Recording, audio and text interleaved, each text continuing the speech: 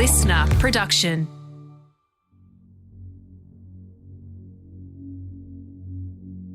For decades, the world was paralysed by the Cold War. But after the cooling of nuclear operations in the US and Russia, governments seemed ready to ease tensions and find a truce. Beneath the surface, though, in the high-stakes world of spies and espionage, things were far more dangerous. In the 1990s, former FBI agent LaRae Quy was deep in the world of covert operations, taking on multiple identities and trying to convince Russian spies to defect and join the FBI. I'm former police officer Brent Sanders, and for the past 25 years, I've dedicated myself to sharing what I've learnt on the force to the Australian public so they can better protect themselves from falling victim to crime. So with the help of some of the most respected current and former detectives and high-ranking law enforcement agents, we're going to pull back the curtain on what life is like on the force and what they've learned about how crime and criminals really work. These are real stories from real detectives. Let me just tell you about my first day at the FBI Academy. Almost everybody else had some sort of prior law enforcement experience, whether they were military or state police or local police. And even though I'd grown up on a cattle ranch in the middle of Wyoming, I had never shot a gun before. So they looked at me as prime because they like to teach the FBI way. And of course, the FBI way is the best way. And so they taught me how to shoot. And the academy itself was just a series of, scenarios. And I will never forget the way that we trained because we took turns. Agents would take turns being the good guy and then the bad guy. So one day you would be the person that was arrested and the next day you would be the person doing the arrest. So we had practiced all of this, and it made sense theoretically how it should all come down. But I was about 2 weeks into my first office, which was the Phoenix office in Arizona. And my training agent said, listen, I've got this case. It's a suspect who was wanted back in the state of Georgia for extortion, and I believe he had fled, and we had information that he was in this Phoenix area. So he said, I've got a warrant for his arrest. We'll arrest him, and we'll extradite him back to Georgia. So I said, what I've done is, because he is armed and dangerous, I've got the SWAT team. They're going to do the arrest, and all you do as a newbie who had never shot her gun outside of the academy, all you have to do is watch and take notes on how it should be done, right? So I'm going, oh yeah, that's great. So it was actually going to be a car arrest, and the FBI doesn't do a lot of car arrests because our investigations are usually more investigative. So we pull the evidence together and make a determination, and then it's usually a very planned arrest and not just something that happens, like that. In this case, we didn't know what else he had in the house with him. Did he have other weapons? Did he have, colleagues in there? We didn't know. We did know we wanted this guy off the street. So we waited, and I was part of the surveillance. We waited outside his house. The plan was, when we saw that he was out of the house and alone, then we would follow him to the first stoplight or stop sign and make the arrest. Supposed to happen, very quick like that. As it turned out, he made a right turn and got right on a street that had all stop lights, no stop signs. And as luck would have it, it was one green light after another. And we hit morning traffic, and it just kept getting thicker and thicker. And I said to Ron, my training agent who was driving, I kept looking back. I said, we're losing the SWAT team. And he was hell-bent on staying on the bumper of this guy we were going to arrest. And he said, I know it. They'll catch up. And so we finally hit a red light. And I looked back and I said, there are no SWAT cars behind us. It's just us. And he said, you know what? You're going to have to make the arrest. And I'm going, holy crap. I had to overcome a fear. I never pulled a gun on anybody outside of the academy, and those were red handle guns that didn't have a firing pin, right? Mine is not a story of bravado and, as tough as nails kind of person. Mine is one of panic. I'll be honest with you. But I had to do it. And Ron looked at me and he said, you have to make the arrest. And I'll have to tell you, I just sat there. I was in the shotgun seat. And I looked over and I could just see him. The profile was right next to me. He was a big guy, maybe 6 foot and maybe 300 pounds. So I'm thinking, I'm not going to be able to pull him out like we practiced in the academy and slap handcuffs on him. I'm going to have to be smart about this. So I used a lot of positive thinking, thought about what advantages I had. So I took off my FBI raid jacket. I didn't want to give him any heads up. And I pulled a sweater over my gun. And I got out of the car. And I thought, my advantage is that I'm sort of tall and blonde and female, and I don't look like a stereotypical FBI agent, right? And I knew I had trained at the academy and gone through these type of scenarios dozens of times. I was a very good shot. I scored really high in firearms. I knew SWAT agents were somewhere and on their way. So I opened the door and I just tapped on this guy's window, right? And he kind of looked at me and I smiled and I indicated he should roll his window down, and he did. And after he did that, I just pulled my gun and said, FBI, you're under arrest. And he was just so shocked that his foot slipped off the clutch and the car just sort of lurched into the intersection. I told him, keep your hands up, and he did. And then was the big thing. Okay, I started to open his door. Like I said, his stomach was pushed up against the steering wheel. He was just a big guy, right? But at about this time, I heard some shouts, and I knew that my colleagues, my SWAT team colleagues, were coming up along the street, and they had abandoned their cars somewhere down the line and had their guns raised and their FBI raid jackets. And they came just as I was, opening the door with my gun on him. And they did do all the things that we were taught in the FBI Academy. They pulled him out and they slapped handcuffs on him and put him under arrest. So to this day, I think about what it took for me to overcome that moment of panic. Because like I said, I just wasn't a seasoned FBI agent right out of the academy. So though I think one of the things I learned from that is that if the job means something to you, you will persevere. You won't give up when the going gets tough.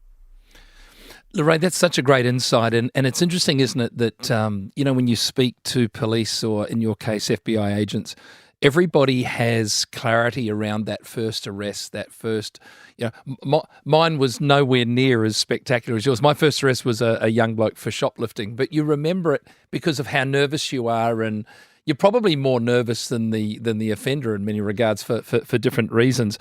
And I really wanted to pick up on a couple of things there, LaRae. You mentioned that feeling of pointing a gun at somebody, and I think we become so desensitized to watching TV shows, movies, Netflix, Stan, where police do this almost very laconically, but it's a massive deal. And it's interesting how, as you were talking, you connected with that feeling of doing that for the first time, and that's a very that's a bizarre feeling, isn't it? Standing there with a firearm pointed at somebody that if a little bit of pressure on your index finger and that person's no longer with us, that's a big deal. Well, one of the things we were taught in the FBI Academy in firearms was that, if you pull your gun, you better mean it and you better be prepared. And so I shot over 3,000 rounds when I was in the firearms, and that was with my my Smith & Wesson 357. And it kind of left bruises on your hand because we did it every day, and we shot day after day, week after week, month after month. The academy is 5 months long. The idea behind that was that you would become so comfortable with that weapon. You talk about that tension on the trigger. You know exactly what that tension is before it fires off a round. And my finger was on the trigger. I could feel it was tension. I could feel it. I was prepared. But he was considered to be armed and dangerous. but I didn't see a gun. And explaining how you shoot a person in, kind of cold blood, if there was no weapon in the car, what if we had gotten it wrong and there wasn't a weapon in that car? Prosecutors would have had a field day with that. As it turns out, he did have a weapon under the front seat, and our intel was correct because we thought he did. But on the other hand, we didn't see him bring one out either. So there were all these emotions that are going through your mind because you want to be responsible. When you have a gun in your hand, you have to be responsible because you don't just squeeze off that trigger without good cause. Fair to say, in your role as an FBI agent, as it would be, I'm sure, in law enforcement, if you're approaching a vehicle, even without specific or prior intelligence that the offender may or may not be carrying a firearm, would it be fair to say that you would approach every vehicle as an agent under the assumption that a firearm is likely to be present because they are just so prolific in the States, aren't they?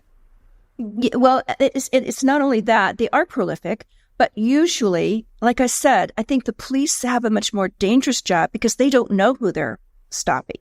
We knew who we were stopping, and we knew he was armed and dangerous. We just didn't know where that weapon was. Turned out it was under his front seat. But you're correct. Every car that we stop, or we did this in the academy, we do it in real life, I didn't have the opportunity to be so coy. I had to distract him. And so I tapped on his window. You never tap on a window.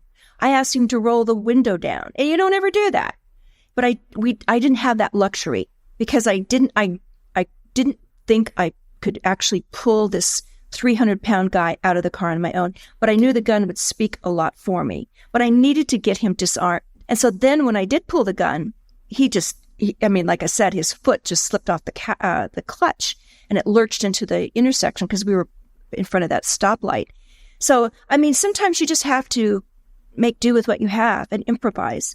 And that, to me, was the best way I could disarm him. Because then once I had him disarmed, then I could pull the gun and his hands went up. LaRae, you speak of fear, panic, emotion, and all these things, and having to draw on yourself or within yourself to control those and get clarity in the situation.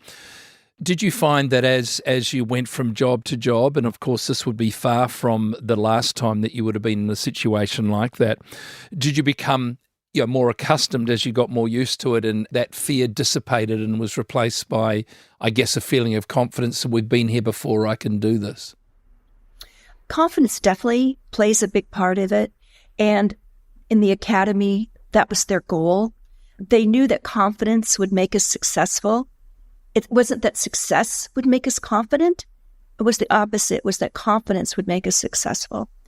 And so that's why we trained for 5 months for that very reason, that we would feel at home and we'd feel comfortable. But when the stakes are real and it's not your colleague in a red-handled gun that you have, to make a play arrest, it's different.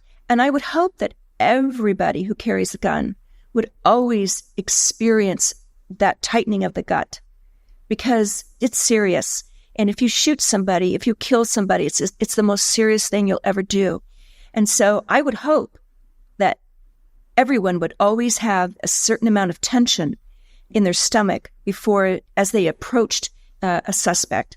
And now I have to say, I admire police officers because they don't know what they're going to run up against. Every car arrest, mine was a car arrest, but we don't do that many. Like I said, we have investigations that take time, and usually it's a planned arrest, and, it can always go bad, which in my case it did. But for the most part, they don't. But a police officer, when they make a car stop, they don't know. They don't know. Maybe it's just a speeding ticket, but they don't know if there's some wacko in the back seat with a shotgun. Same with a domestic dispute. They don't know what they're running into. And each time they have to be prepared, mentally prepared as well as physically. And I think that's probably one of the most important lessons I learned, was that you must be mentally alert as well as physically fit. Did you ever have, you spoke before, and I thought you put it really well, one of the fundamental differences between policing, in your instance, state policing versus FBI, where you're just working within criminal environments, but in quite different capacities. Did you, prior to your discussion with the FBI, do you have any leanings or yearnings or thoughts about joining, say, state police in Arizona, Wyoming, or anything like that? Or did the FBI thing just sort of come up off the horizon? It was just organic. I was going to school. They were on campus. I said, why not? And when I met with Denny, and then subsequently with other agents, there was just amount of integrity.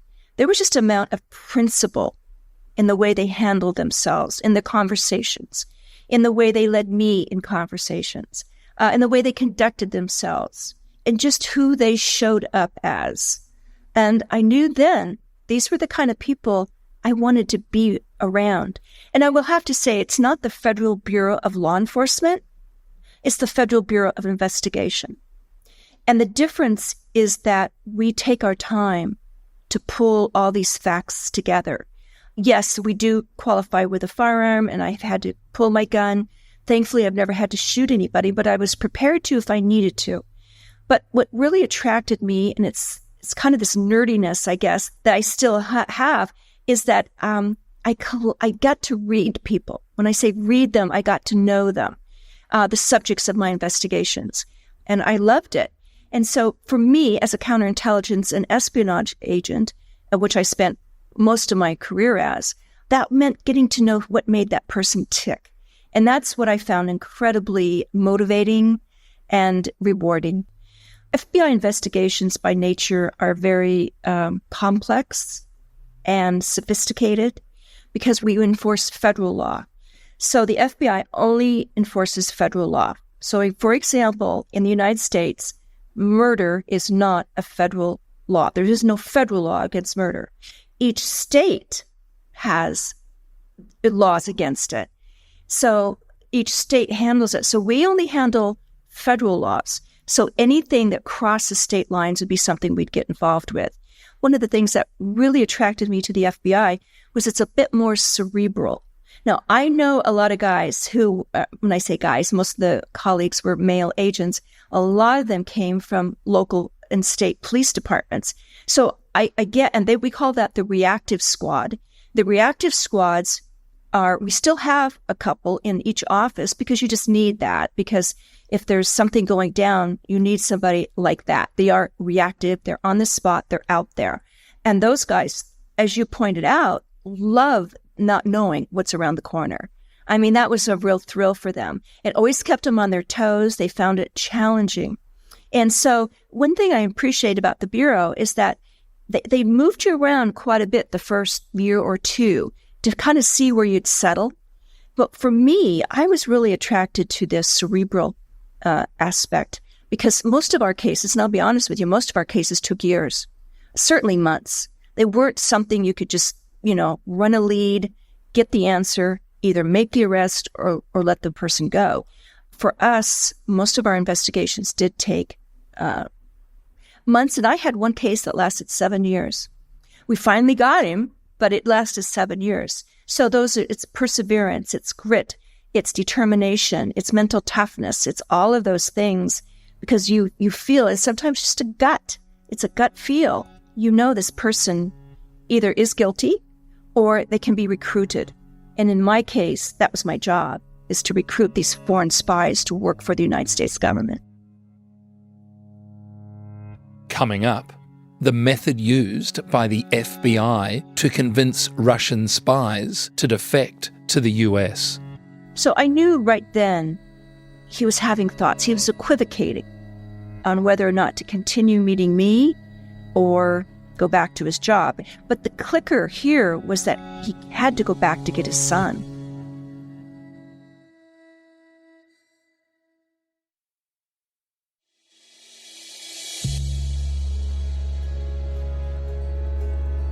LaRae, you have experience working as an undercover agent within the FBI. Can you walk us through a typical operation and your involvement in it? Absolutely.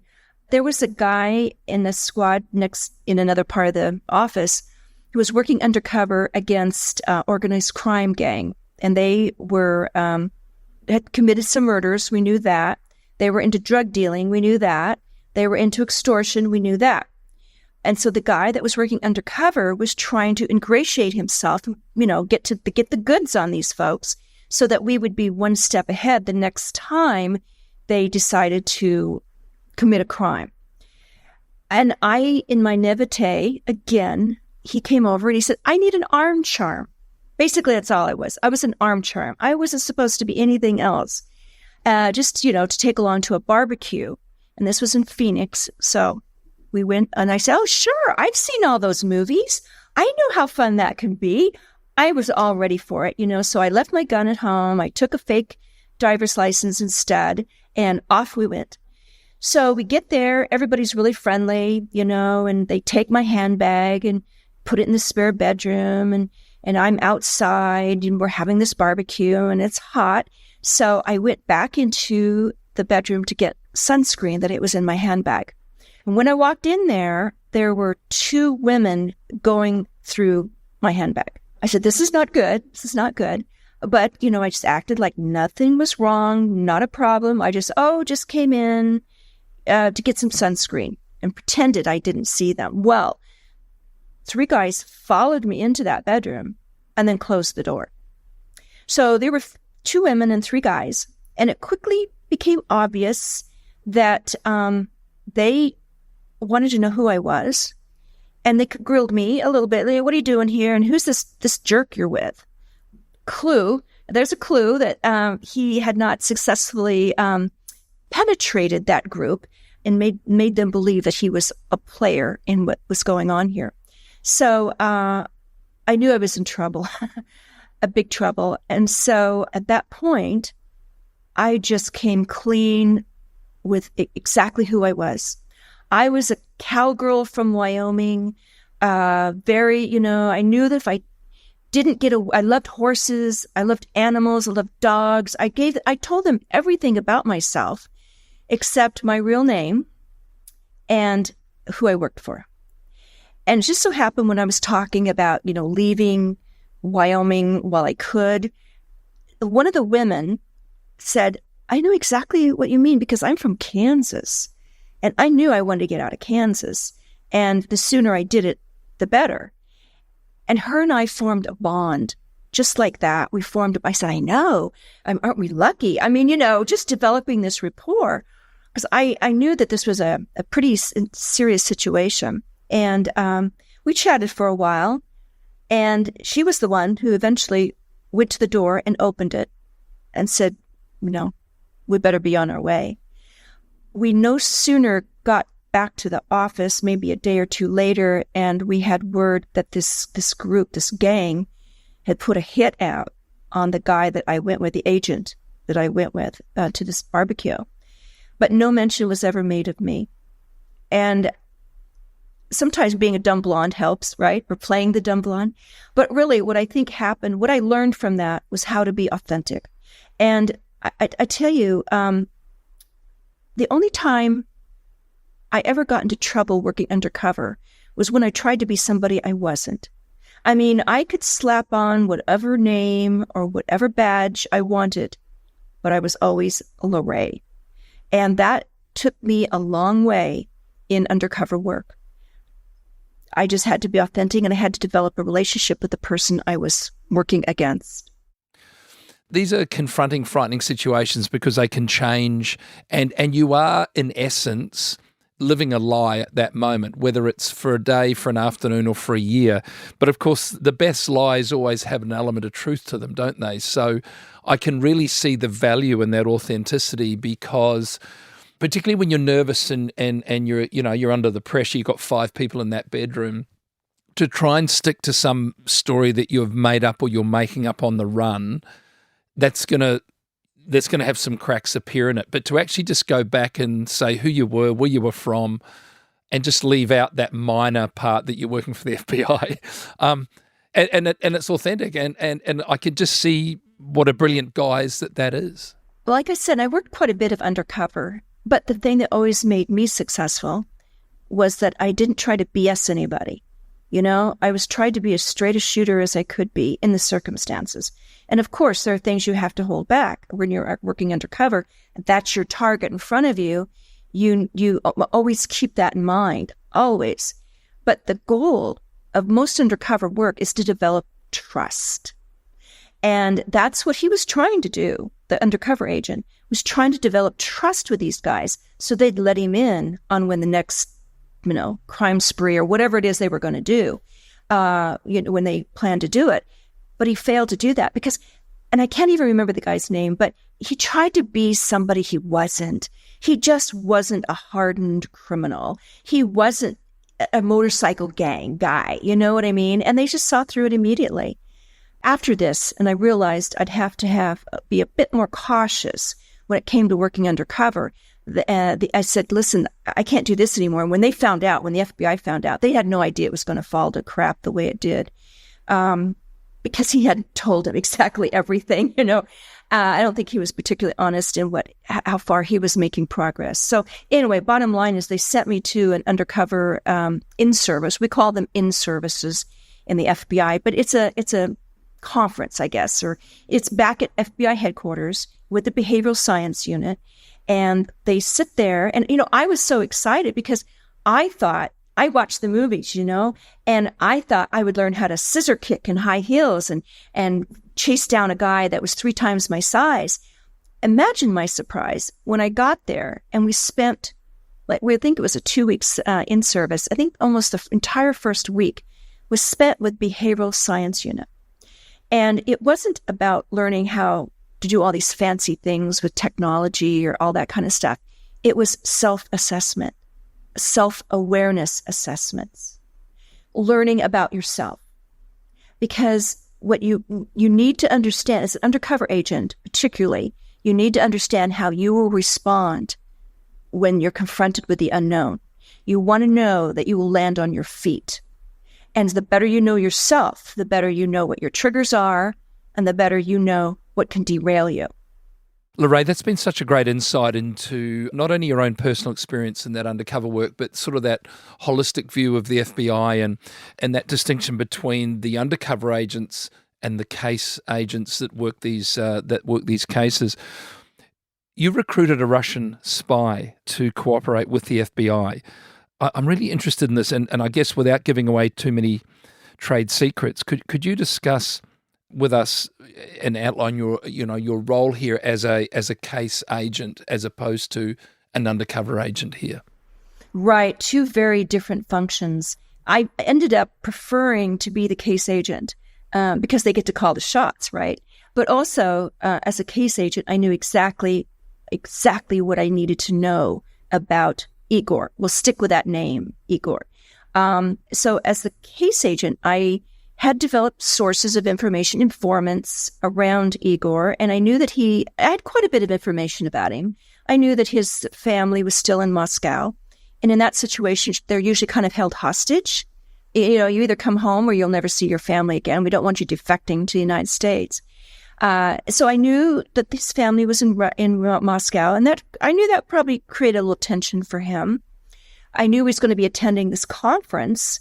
I thought, I'm going to go, and I'm going to go as LaRae Quy, FBI agent. And I had my business cards and everything. So it was the high tech. It was in the Silicon Valley somewhere. And I came early because I wanted to I wanted to find him as soon as he came in the door. Well, he was already there by the time I got there, and he was seated. But the seat next to him was empty. It was on tables. We were all lined up at tables. It was a regular symposium. And I go, oh my God, that is my seat. So I politely shoved a sweet old man out of my way in order to get there because I didn't want anybody else getting that seat. Sure enough, I got there and I sat down and I introduced myself to Igor, but I didn't say who I was. I just said LaRae Quy, right? And it wasn't real friendly. It really didn't say anything, actually. And so then we just sat and listened to the different speakers. And now a true intelligence officer, they go to a symposium like this in the Silicon Valley, and they're after, developing contacts. Obviously, that's their job. That's why they're in the United States. But he didn't. He should have been out there networking during the break, but he sat there and he just was doodling on the handouts. And I'm thinking, this is interesting. I got the impression he really didn't even want to be there. So I just started casually talking to him. I can't remember. I was reading a book or something, and he asked about it. And then I noticed his doodlings, right? He was actually quite a good artist. And I started asking him about it. And he started telling me there were kind of like children's illustrations, right? And not really cartoons, but, sort of for children. And so we just started talking, and didn't talk about anything that was going on at the symposium. I just asked him about, well, does you have a child? I knew he did. And he said, yes, I have a 6-year-old son. Oh, where is he? He's in Moscow. Oh, that's too bad. You know what I mean? We carried on the conversation. And in that situation, I always had a fellow FBI agent as my husband. I just didn't want there to be any confusion on the messages that were being sent out. So, I told him about my make-believe husband. Actually, I told him about my real husband, but I gave him a name of an agent. And we started talking. And again, I have an interest in art as well. I mean, I always kind of wanted to be an artist. So we had that in common, just naturally. And so I was telling him about this amazing art store in downtown Palo Alto, California. And bottom line is, we just developed a friendship. And he got to where he trusted me. And I knew that this guy was in the United States because, as it turned out, his father had been a KGB officer. And in that world, in that society, it's kind of a hand-me-down, right? Your dad was in the KGB, you're going to be in the SVR, when the KGB renamed themselves SVR. And so it wasn't that his heart was in it. And that is where we started talking about values and what was important to him. It became very obvious right away that his heart wasn't in being a spy. And, I liken this to where a lot of people find themselves. When they get out of school, they get a job and they're all excited about it. And they run in and they see, the folks ahead of them. But these guys, when you get out of school, you're ambitious, you're full of energy, and before long, it doesn't take you long before you're nipping at the heels of those folks ahead of you, and pretty soon you run over them, and you're out there in front, and that goes on for a while until you look behind you, and the new crop of graduates from school are out, and they're nipping at your heels, and it's about that time that you either love what you're doing and you're going to stay in the race, or you're just going to let yourself get run over. And that's called a midlife crisis for most people. That's where he was, the sort of the midlife crisis. And so he was very susceptible to what I had to say. He wanted to change his life, and I helped him do that. Just for clarity, as you're having this discussion with him and you're making those really lovely connections with his doodling to your interest in art and talking about his family, is at what point did you tell him that you're an FBI agent? Had you done that at that point, or was that still sitting in the background? I did. I met him. Mm-hmm. I met him in true name. I was the case agent. I met him in true name. And you told him not only your name, but that you were an FBI agent right at the initial introduction. After we had developed a rapport, as we were leaving, I wanted his business card, and he asked for mine. I handed it to him, and I could see his hand start to shake just a little bit when he saw that FBI badge on there. And I just said, Igor, just, if you want to talk more. And I can't remember, there was a connection to an art gallery or something that I had, because actually it was just fortuitous. In a way it was fortuitous, but see, I had an undercover agent working against him. So I knew a lot of this already. I came a bit prepared because I knew he was an artist, and I said, I need to meet him. I am a wannabe artist, right? And so I knew this about him. And that's the key. When you're working undercover, you're trying to recruit somebody, the more you know about them, the more accurately you can meet them where they are. You can meet their needs.